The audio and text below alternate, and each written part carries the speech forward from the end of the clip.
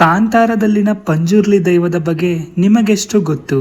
ತುಳುನಾಡಿನ ಆರಾಧನಾ ಪರಂಪರೆಯಲ್ಲಿ ದೇವ ಮತ್ತು ದೈವದ ಆರಾಧನೆಗೆ ಅಷ್ಟೇನು ಭಿನ್ನತೆ ಇಲ್ಲ.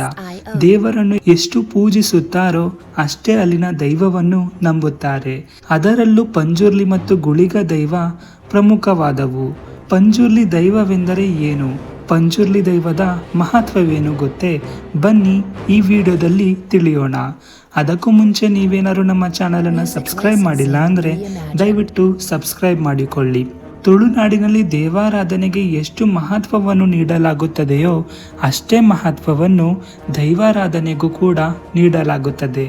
ತುಳುನಾಡಿನಲ್ಲಿ ಆರಾಧನೆ ಮಾಡಲಾಗುವ ದೈವಗಳಲ್ಲಿ ಪಂಜುರ್ಲಿ ಮತ್ತು ಗುಳಿಗ ಪ್ರಮುಖವಾದವು. ನಮ್ಮ ತುಳುನಾಡಿಗರಲ್ಲಿ ಈ ದೈವಗಳು ಸರ್ವೇ ಸಾಮಾನ್ಯವಾದರೂ ದೇಶಾದ್ಯಂತ ಇದರ ಪರಿಚಯ ಮಾಡಿಸಿದ್ದು ಇತ್ತೀಚೆಗಷ್ಟೇ ತೆರೆಕಂಡ ಕನ್ನಡದ ಕಾಂತಾರ ಸಿನಿಮಾ. ಪಂಜುರ್ಲಿ ಎಂದರೆ ಹಂದಿಯ ಮುಖವನ್ನು ಹೋಲುವ ಒಂದು ಶಕ್ತಿಶಾಲಿ ದೈವ. ಹಂದಿಯ ಮುಖದ ಒಂದು ದೈವ ಮೂಲ ಮೈಸಾಂದಾಯ, ನಂದಿಗೋಣೆ, ಹೈಗುಳಿ, ಪಿಲ್ಚಂಡಿ, ಆನೆ, ಕುದುರೆ ಇವೆಲ್ಲವೂ ಒಂದಲ್ಲ ಒಂದು ರೂಪದಲ್ಲಿ ತುಳುನಾಡಿನಲ್ಲಿ ಪೂಜೆಗೆ ಪ್ರಶಂಸನೀಯವಾಗಿದೆ. ಪಂಜುರ್ಲಿ ಪದದ ಅರ್ಥ. ಪಂಜುರ್ಲಿ ಎಂಬ ಪದವು ಸಾಂಪ್ರದಾಯಿಕವಾಗಿ ಪಂಜಿದ ಕುರ್ಲೆ ಎಂಬ ಪದದಿಂದ ಬಂದಿದೆ. ಅಂದರೆ ತುಳು ಭಾಷೆಯಲ್ಲಿ ಎಳೆಯುವ ಹಾಡು ಹಂದಿ. ತುಳುನಾಡಿನ ಪ್ರಾಚೀನ ದೈವಗಳಲ್ಲಿ ಪಂಜುರ್ಲಿಯು ಒಂದು. ಪಂಜುರ್ಲಿಯನ್ನು ತುಳುನಾಡಿನಾದ್ಯಂತ ಹಂದಿ ಎಂದು ಪೂಜಿಸಲಾಗುತ್ತದೆ. ನಮ್ಮ ಪೂರ್ವಜರು ತಾವು ಬೆಳೆದ ಬೆಳೆಗಳನ್ನು ರಕ್ಷಿಸಲು ಪಂಜುರ್ಲಿ ದೈವವನ್ನು ಪೂಜಿಸುತ್ತಿದ್ದರು ಮತ್ತು ನಂತರ ಅವರು ಅದೇ ಭತ್ತದ ಅಕ್ಕಿಯನ್ನು ಅರ್ಪಿಸುವ ಮೂಲಕ ತಮ್ಮ ಬೆಳೆಗಳನ್ನು ರಕ್ಷಿಸಿದ ದೈವಕ್ಕೆ ಧನ್ಯವಾದಗಳನ್ನು ಸಲ್ಲಿಸುತ್ತಿದ್ದರು. ಗುಳಿಗ ದೈವ ಮತ್ತು ಪಂಜುರ್ಲಿ. ತುಳುನಾಡಿನಲ್ಲಿ ಆರಾಧಿಸಲ್ಪಡುವ ಈ ಎರಡು ದೈವಗಳು ತಮ್ಮನ್ನು ನಂಬಿದವರನ್ನು ರಕ್ಷಿಸುತ್ತದೆ ಮತ್ತು ಅವರ ಬಯಕೆಗಳನ್ನು ಈಡೇರಿಸುತ್ತದೆ ಎನ್ನುವ ನಂಬಿಕೆ ಇದೆ. ನ್ಯಾಯಾಲಯಗಳಲ್ಲಿ ಸಿಗದ ಅದೆಷ್ಟು ಸಮಸ್ಯೆಗಳಿಗೆ ಪಂಜುರ್ಲಿ ಪರಿಹಾರವನ್ನು ನೀಡುತ್ತಾನೆ ಎನ್ನುವುದು ಇಲ್ಲಿನ ಜನರ ನಂಬಿಕೆ. ಈ ದೈವಗಳು ನಂಬಿದ ಕುಟುಂಬವನ್ನು ಕೈ ಹಿಡಿದು ಕಾಪಾಡುತ್ತದೆ. ತುಳುನಾಡಿನಲ್ಲಿ ಪಂಜುರ್ಲಿಯನ್ನು ದೈವದ ಪ್ರತಿಬಿಂಬಕಾರದಲ್ಲಿ ಪ್ರತಿಯೊಬ್ಬರು ಮನೆಯಲ್ಲೇ ಪೂಜಿಸಲಾಗುತ್ತದೆ. ಇನ್ನು ಗುಳಿಗ ದೈವವನ್ನು ಕಲ್ಲಿನ ರೂಪದಲ್ಲಿ ಮನೆಯ ಹೊರಗೆ, ತೋಟದಲ್ಲಿ ಅಥವಾ ಆ ಕುಟುಂಬಕ್ಕೆ ಸೇರಿದ ಯಾವುದೇ ಸ್ಥಳದಲ್ಲಿ ಪೂಜಿಸಲಾಗುತ್ತದೆ. ಪಂಜುರ್ಲಿ ದೈವವು ಮನೆಯ ಒಡೆಯನಂತೆ ಮನೆಯನ್ನು ರಕ್ಷಿಸಿದರೆ, ಗುಳಿಗನು ಆ ಮನೆಗೆ ಸಂಬಂಧಿಸಿದ ಪ್ರದೇಶವನ್ನು ರಕ್ಷಣೆ ಮಾಡುತ್ತಾನೆ. ಯಾವುದೇ ದುಷ್ಟಶಕ್ತಿಗಳು ಆ ಕುಟುಂಬವನ್ನು ಸೋಕದಂತೆ ಕಾವಲು ಕಾಯುತ್ತಾನೆ. ಈ ಕಾರಣದಿಂದ ಈ ಎರಡೂ ದೈವಗಳನ್ನು ತುಳುನಾಡಿನಲ್ಲಿ ಅತೀವವಾಗಿ ಪೂಜಿಸಲಾಗುತ್ತದೆ. ತುಳುನಾಡಿನಲ್ಲಿ ಪೂಜಿಸಲಾಗುವ ಎಲ್ಲ ದೈವಗಳ ಪೈಕಿ ಗುಳಿಗ ಅತಿ ಕೋಪದ, ರೋಷದ ದೈವ ಮತ್ತು ಇದು ಕ್ಷುದ್ರ ದೈವವಾಗಿದೆ. ಈ ದೈವವನ್ನು ಪೂಜಿಸುವಾಗ ಕೋಳಿ ಬಲಿಯನ್ನು ನೀಡುವ ಮೂಲಕ ಅದರ ಕೋಪವನ್ನು ಕಡಿಮೆಗೊಳಿಸಲಾಗುತ್ತದೆ. ಗುಳಿಗ ಕ್ಷುದ್ರ ದೈವವಾಗಿದ್ದರಿಂದಲೂ ಇದನ್ನು ಮನೆಯ ಹೊರಗೆ ಪೂಜಿಸಲಾಗುತ್ತಿರಬಹುದು. ಪಂಜುರ್ಲಿ ದೈವ ಕಥೆ ಅಥವಾ ಹಿನ್ನೆಲೆ. ಪಂಜುರ್ಲಿ ದೈವದ ಹುಟ್ಟು, ಮಹಿಮೆಯ ಬಗ್ಗೆ ಪ್ರದೇಶಗಳಿಗೆ ತಕ್ಕಂತೆ ಭಿನ್ನವಾಗಿದೆ.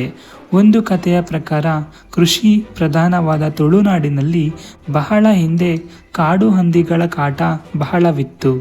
ಒಮ್ಮೆ ಕೃಷಿಕನೊಬ್ಬ ಕೋಪದಲ್ಲಿ ತನ್ನ ಬೆಳೆಯನ್ನು ಹಾನಿ ಮಾಡುತ್ತಿದ್ದ ಕಾಡು ಹಂದಿಯನ್ನು ಬೇಟೆಯಾಡಿ ಕೊಲ್ಲುತ್ತಾನೆ.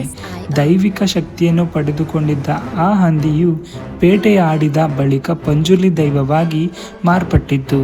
ಇದೇ ಹಂದಿ ಮುಂದೆ ದೈವಾರಾಧನೆಯ ಮೂಲವಾಯಿತು ಎನ್ನಲಾಗುತ್ತದೆ. ಇನ್ನೊಂದು ಕಥೆಯ ಪ್ರಕಾರ ತುಳುನಾಡಿನ ಪಕ್ಕದ ಘಟ್ಟದಲ್ಲಿ ಎರಡು ಅಣ್ಣ ತಂಗಿ ಹಂದಿಗಳು ವಾಸವಾಗಿದ್ದವು. ಈ ಹಂದಿಗಳಿಗೆ ಮುಂದೆ ಸತಿಪತಿಗಳಾಗಿ ಸಂತಾನ ವೃದ್ಧಿಗಳಿಸಬೇಕೆಂಬ ಇಚ್ಛೆ ಆಯಿತು. ಗಂಡು ಹೆಣ್ಣು ಹಂದಿಗಳು ತಮ್ಮೊಳಗೆ ಚರ್ಚಿಸಿ ಒಂದು ನಿರ್ಧಾರಕ್ಕೆ ಬಂದವು. ತಮ್ಮ ಸಮಸ್ಯೆಗಳಿಗೆ ಪರಿಹಾರವನ್ನು ಹುಡುಕಿಕೊಂಡು ಕುಕ್ಕೆ ಶ್ರೀ ಸುಬ್ರಹ್ಮಣ್ಯ ದೇವಸ್ಥಾನಕ್ಕೆ ಬಂದು ಭಕ್ತಿಯಿಂದ ದೇವರನ್ನು ಸ್ಮರಿಸಲು ತೊಡಗಿದವು. ಈ ಎರಡು ಹಂದಿಗಳ ಭಕ್ತಿಗೆ ಮೆಚ್ಚಿದ ಸುಬ್ರಹ್ಮಣ್ಯ ಸ್ವಾಮಿಯು ನಿಮಗೆ ಏನು ಬೇಕೆಂದು ಕೇಳುತ್ತಾನೆ.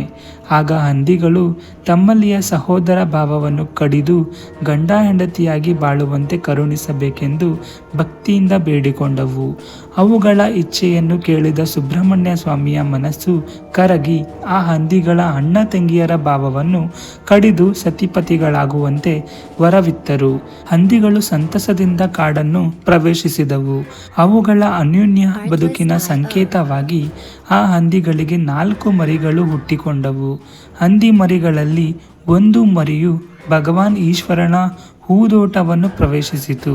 ಆ ಹಂದಿ ಮರಿಯ ಅಂದ ಚಂದದ ರೂಪವನ್ನು ಕಂಡು ಪಾರ್ವತಿ ದೇವಿಗೆ ಆ ಹಂದಿಯ ಮರಿಯು ತನಗೆ ಬೇಕೆನಿಸಿತು.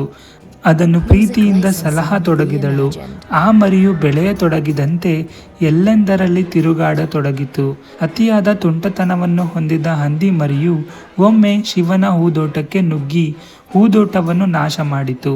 ಇದರಿಂದ ಕೋಪಗೊಂಡ ಶಿವನು ಅದರ ರುಂಡವನ್ನು ಕಡಿದು ಹಾಕುತ್ತಾನೆ. ಪತಿಯ ಈ ದುಷ್ಕೃತ್ಯವನ್ನು ನೋಡಿ ಪಾರ್ವತಿ ದೇವಿಯು ತಾನು ಸಾಕಿ ಸಲುಹಿದ ಹಂದಿ ಮರಿಯನ್ನು ತನಗೆ ಮರಳಿ ಬದುಕಿಸಿಕೊಡುವಂತೆ ಗೋಗರೆಯತೊಡಗಿದಳು. ಮಡದಿಯ ಇಚ್ಛೆಯಂತೆ ಪರಮೇಶ್ವರ ಹಂದಿಗೆ ಜೀವದಾನ ಮಾಡಿದನು ಮತ್ತು ಆ ಹಂದಿ ಮರಿಗೆ ದೈವಶಕ್ತಿಯನ್ನು ವರವಾಗಿ ನೀಡಿದನು. ನೀನು ವರಹರೂಪಿಯಾದ ಪಂಜುರ್ಲಿ ದೈವವಾಗಿ ಭೂಲೋಕವನ್ನು ಪ್ರವೇಶಿಸು. ಅಲ್ಲಿ ಸತ್ಯ ಧರ್ಮ ನ್ಯಾಯವನ್ನು ರಕ್ಷಿಸುವ ದೈವವಾಗಿ ಮೆರೆದಾಡಿಕೊಂಡಿರು. ಭೂಲೋಕದಲ್ಲಿ ಮಾನವರು ನಿನಗೆ ಅರ್ಪಿಸುವ ನೈವೇದ್ಯಾದಿಗಳನ್ನು ಸ್ವೀಕರಿಸು. ಅವರ ಬೆಳೆಯನ್ನು ರಕ್ಷಣೆ ಮಾಡು.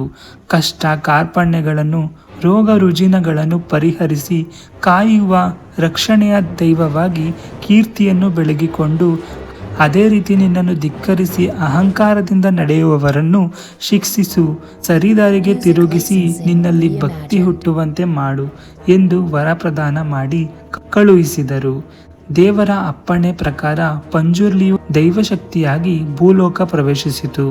ಪಂಜುರ್ಲಿ ದೈವದ ವಿಧಗಳು. ಮೂಲ ಪಂಜುರ್ಲಿಯು ಕುಡುಮ ಕ್ಷೇತ್ರದ ಅಂದರೆ ಈಗಿನ ಧರ್ಮಸ್ಥಳ ಅಣ್ಣಪ್ಪ ಸ್ವಾಮಿಯ ಜೊತೆ ನಿಕಟವಾದ ಸಂಬಂಧವನ್ನು ಹೊಂದಿರುವುದರಿಂದ ಇಲ್ಲಿ ಪಂಜುರ್ಲಿಯನ್ನು ಅಣ್ಣಪ್ಪ ಪಂಜುರ್ಲಿ ಅಂತಲೂ ಕರೆಯುತ್ತಾರೆ. ತಾನು ನೆಲೆ ನಿಂತ ಊರಿಗೆ ಅನುಗುಣವಾಗಿ ಪಂಜುರ್ಲಿಯ ಹೆಸರು ಬದಲಾಗುತ್ತಾ ಹೋಗುವುದು ಒಂದು ವಿಶೇಷ. ಅಣ್ಣಪ್ಪ ಪಂಜುರ್ಲಿ, ಅಂಗಣ ಪಂಜುರ್ಲಿ, ವರ್ಣರ ಪಂಜುರ್ಲಿ, ಬಗ್ಗು ಪಂಜುರ್ಲಿ, ತೇಂಬಾಲು ಪಂಜುರ್ಲಿ, ವರ್ತೆ ಪಂಜುರ್ಲಿ, ಕುಪ್ಪೇಟು ಪಂಜುರ್ಲಿ, ಗೋಲಿದಡಿ ಪಂಜುರ್ಲಿ, ಬೂಲ್ಯಲ ಪಂಜುರ್ಲಿ, ಮೈಲಾರ ಪಂಜುರ್ಲಿ, ಕುಕ್ಕೆ ಪಂಜುರ್ಲಿ, ಕಾಂತಾವರ ಪಂಜುರ್ಲಿ, ಖದ್ರಿ ಪಂಜುರ್ಲಿ, ಬತ್ತಿ ಪಂಜುರ್ಲಿ, ಅಂಬದಾಡಿ ಪಂಜುರ್ಲಿ ಹೀಗೆ ಪಂಜುರ್ಲಿ ದೈವದ ವಿಧಗಳ ಪಟ್ಟಿ ಬೆಳೆಯುತ್ತಲೇ ಇರುತ್ತದೆ. ಈ ಮಾಹಿತಿ ನಿಮಗೆ ಇಷ್ಟವಾಗಿದ್ದಲ್ಲಿ ಈ ಚಾನಲನ್ನು ಸಬ್ಸ್ಕ್ರೈಬ್ ಮಾಡಿಕೊಳ್ಳಿ. ಧನ್ಯವಾದಗಳು.